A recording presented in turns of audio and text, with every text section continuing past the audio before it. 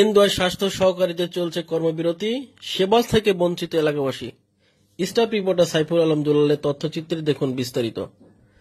Vaccine hero সম্মান, স্বাস্থ্য সহকারীদের অবদান এই স্লোগানকে সামনে রেখে গ্রেড ও টেকনিক্যাল পদমর্যাদার দাবিতে নেত্রকোনার কেন্দুয়া উপজেলায় অনির্দিষ্টকালে কর্মবিরতি পালন করছে সকল পর্যায়ের স্বাস্থ্য সহকারীরা। কেন্দুয়া উপজেলা স্বাস্থ্য সহকারীদের আয়োজনে রবিবার সকাল থেকে উপজেলা স্বাস্থ্য কমপ্লেক্স কার্যালয়ের সামনে দিনব্যাপী এই কর্মবিরতি পালন করেন স্বাস্থ্য সহকারীরা।